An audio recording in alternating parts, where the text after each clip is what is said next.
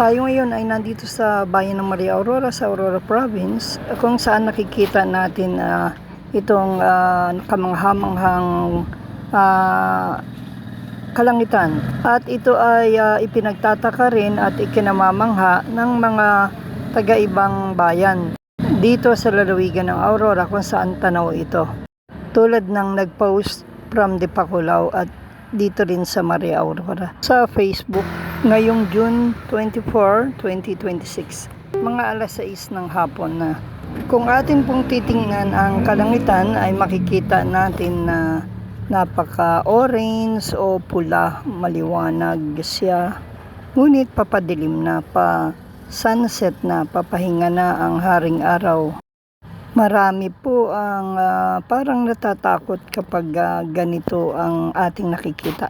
Ito raw ba ay may kahulugan, may binabadya daw bang panganib, sakuna disgrasya, trahedya? Huwag naman sana. Huwag nating ikagulat ang ganito mga pangyayari dahil ito po ay bahagi ng proseso o pagbabago-bago ng ating atmosphere sa tuwing lumulubog ang araw o sumisikat ang araw. Nakikita natin minsan mapula pa siya pag sumisikat o pag lumulubog, o kulay orange kapag sumisikat at lumulubog na. Napakaganda po nitong tingnan at i-appreciate. Mamamangha ka talaga. Sabi nga ng kanta Oh Lord, our Lord, how excellent your name is, how excellent your name in all the earth.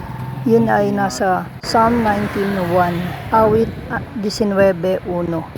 Namamalas natin ang kapangyarihan, ang sangnilikha ng Diyos. Excelente ang kanyang ginawa, kahanga-hanga, kapuri-puri, at ang pangalan niya ay dapat nating sambahin. Ang Diyos na lumikha ng sanlibutan na ito. Sa siyensa naman po o science, ang kahulugan naman po ng ganito ay tinatalo ng natitirang liwanag ang blue o kulay asul na kalangitan. Ito ay natatakpan, maaari ng mga ulap, at nawawala ang bughaw na kalangitan, kung kaya't nananaig po ang natitirang orange o pulang kalangitan na galing sa araw. Huwag ikatakot, wala po itong binabadya na masama, bagamat ang ating buhay ay nakasalalay sa ating Diyos ang mundong ito. Kaya tayo po ay manalig, magbantay, mabuhay ng ayon sa nais niya upang mayroon tayong kapayapaan sa paglakad natin sa mundong ito.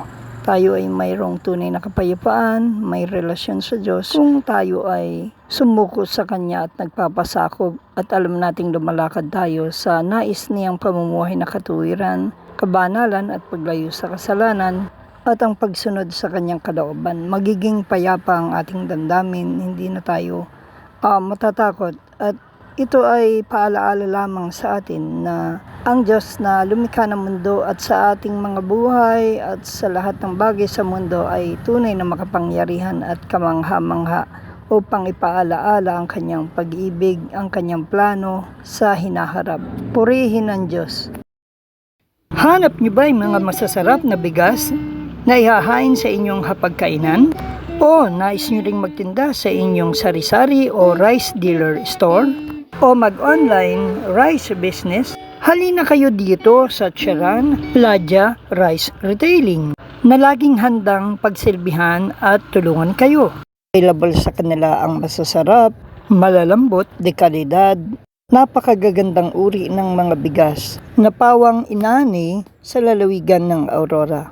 Kaya't ito'y first class at hindi durug-durug, na nasa tamang presyo at husto pa sa timbang.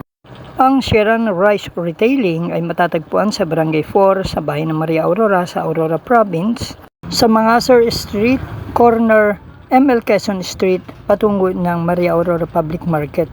Ang Charan Ladya Rice Retailing ay kompleto sa dokumento at business permit. Makabibili sa kanila ng wholesale at retail price.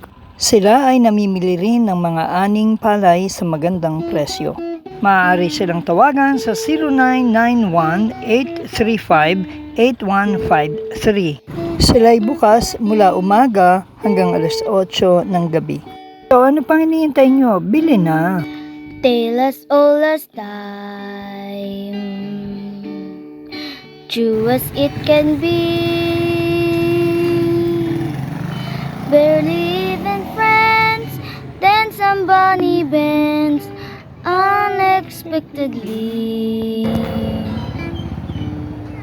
Just a little change, small to say the least. Both a liquor scared, neither one prepared. Para sa NSK News ng NSK TV channel, Narciso Co reporting.